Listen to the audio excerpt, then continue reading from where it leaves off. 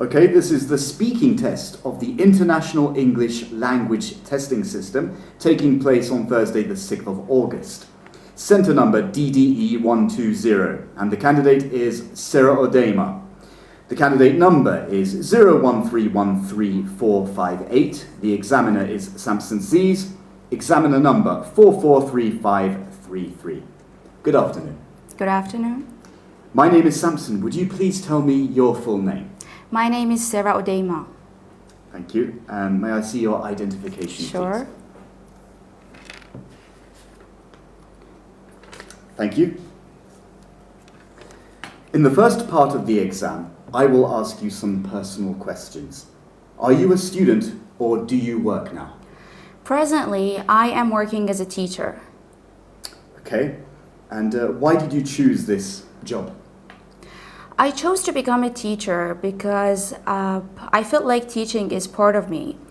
And when I am in the classroom, I really feel happy that I help my students improve themselves in a wide range of areas. And what I like most about teaching is I feel like I'm elevating the level of the knowledge of my students. Okay. Now, is there anything about your job you would like to change? Not really. However, when I come to think of the payment, I wish I could go back in time and opt for another career because of the low payment. Sometimes it really brings me down, and it's the thing that really keeps me frustrated all the time. Right. I'd like to move on and ask you some questions about shopping. Who does most of the shopping in your household? Well, actually, it's not only one person who does the shopping for the household. I would say it's a shared responsibility, and everyone has a role to play in the household. So we always tend to go shopping together. Okay. And what type of shopping do you like and why? What I like most about shopping, when it comes to shopping, is buying presents for my friends or maybe people's birthdays or even Christmas. My favorite store is a bookstore, which is in the list of my top priority. And I believe if I buy a book for someone, it is not only considered a gift, but also I can help that person gain another piece of knowledge. So it brings me a great sense of satisfaction. Great. And is shopping a popular activity in your country? Why not? It is indeed. On Thursdays and Fridays, people pour into the streets and shopping centers. It is considered more as a leisure activity than just, they are not aiming to buy something practical. So I see that most teenagers and people go shopping, go sometimes window shopping, or they wander around the mall. So I don't think they buy something practical for. Okay. So what type of shops do teenagers like best in your country? Well, I haven't thought about this before, but obviously, like any other teenagers, they are much more into shopping clothes, makeup to beautify themselves, or maybe some music stuffs, and these kind of things. Right. Okay, let's talk about films. How often do you go to the cinema? To be honest with you, I don't even get to go to the movies. I only manage to watch 1 to 2 films every week. And after a long day of teaching, what I love most is, snuggling up on a sofa and watch my favorite film, which really helps me unwind. I usually do this on Fridays. Right. And what type of films do you like best? I'm very much into drama and historical movies because it can help me gain a better understanding of the historical events in the past and even about the human emotions in the past. So I believe there is always something to learn from the past events, historical events, and even to pass it on to the upcoming generations in the future. Wonderful. Okay, that is the end of part 1. We'll now move on to part 2. I'm going to give you a topic, and I'd like you to talk about it for 1 to 2 minutes. Before you talk, you'll have 1 minute to think about what you're going to say, and you can make notes if you wish. Do you understand? Yes. Wonderful. Here's your paper, Thank you. pencil, and here is your topic. You now have 1 minute to make notes.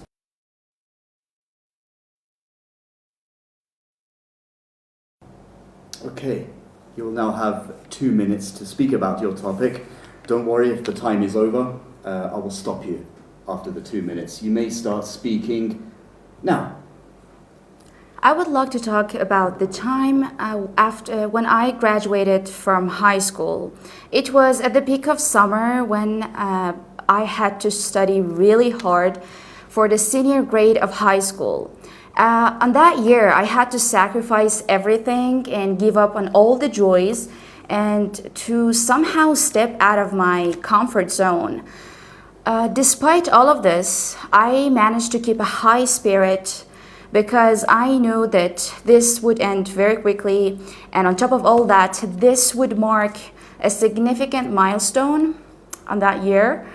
So I burned the midnight oil for months on end, and after a couple of months, when I grabbed my certificate in hand, I was like over the moon, and I get the feeling that all the sufferings have come to an end, and it was like the time to open a new page of my life. And for this reason, my parents were so proud of me to throw a graduation party for me.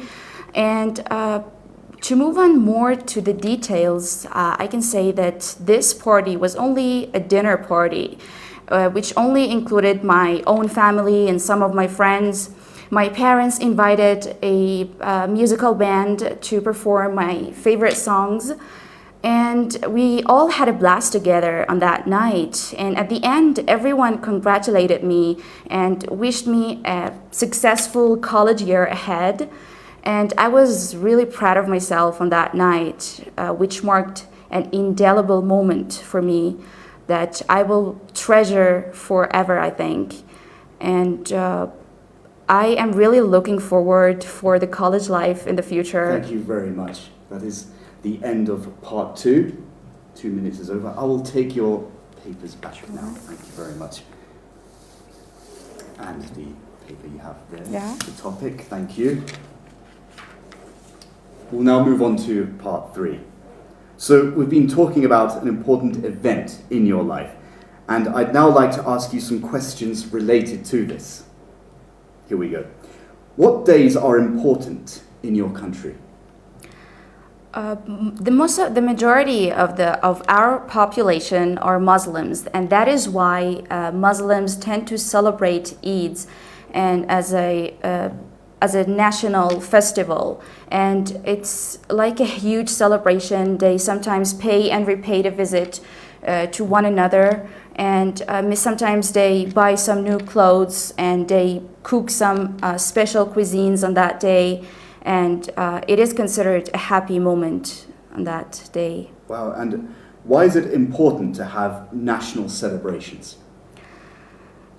When I come to think of it, national celebrations can boost the unity among nations. And another thing about these national festivals is the great advantage that it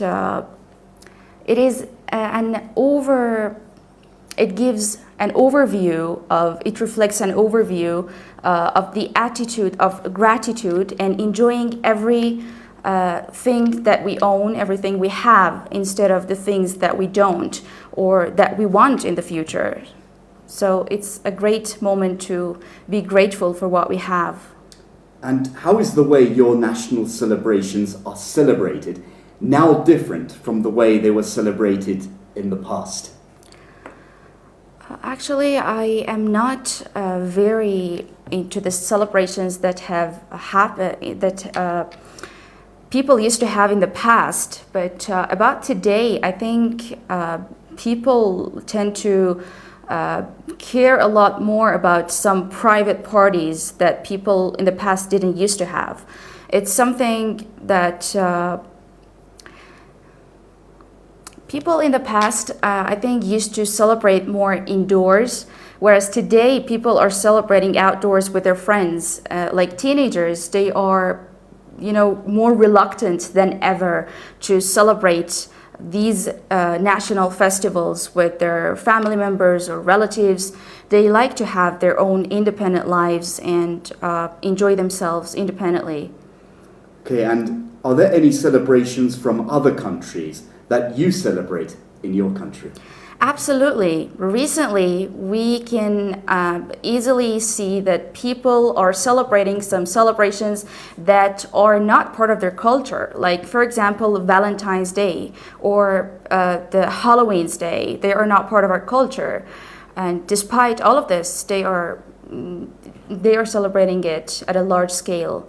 Right, and what are the benefits of having events that many people around the world are celebrating on the same day? In my opinion, there are a lot of positive aspects involved in this global events.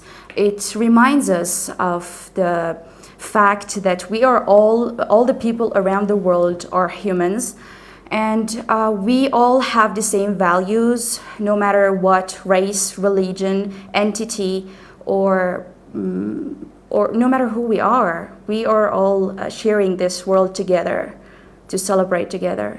And do you think any new national celebrations will come into being in the future?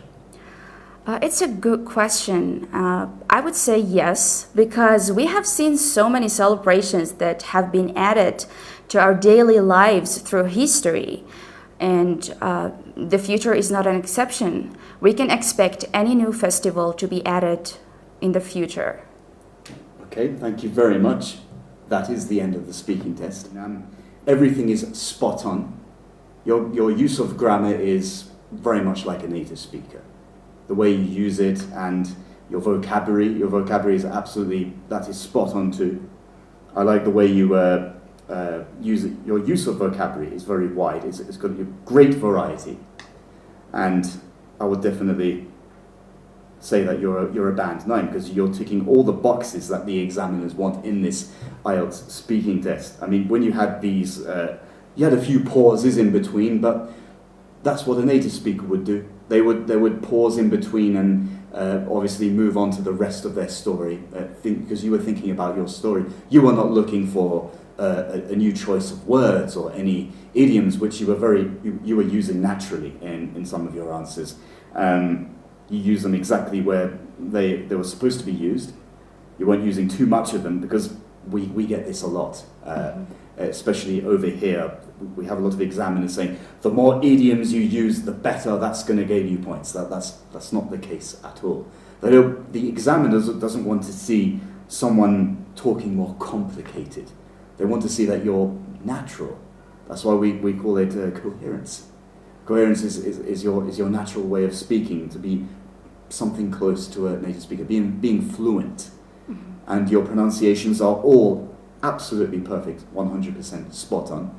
So you really don't have any trouble gaining this band 9. You are naturally a band 9. And you're speaking loudly, that obviously helps a lot.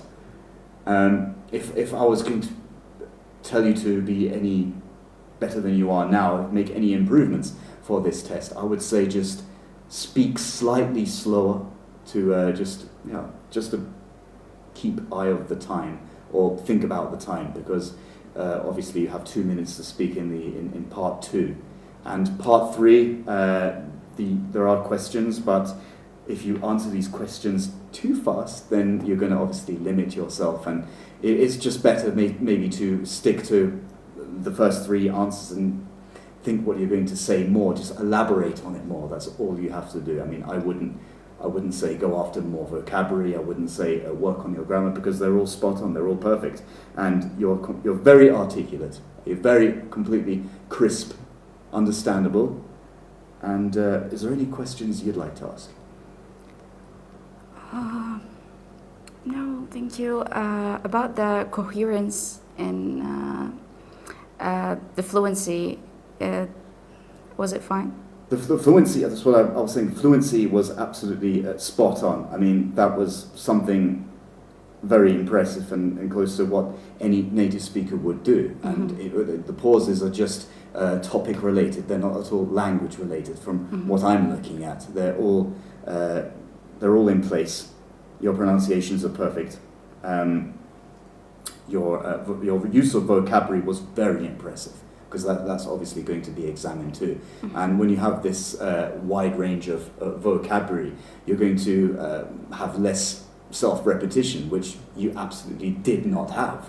I mean, if you were trying to repeat you're trying to fix your sentence, because that happens. This is not a news bulletin. We're having a normal conversation here. So that all I would say is that definitely just take care of the speed. You've got room to slow down a little bit. You don't have to rush it.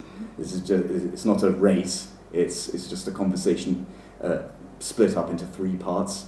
Obviously, part 2 being more like a monologue, followed by part 3, which is the follow-up of part 2. It's just elaborating more on the related topic. You seem to know very much what you were talking about, and you were very comfortable with the topics that you were given.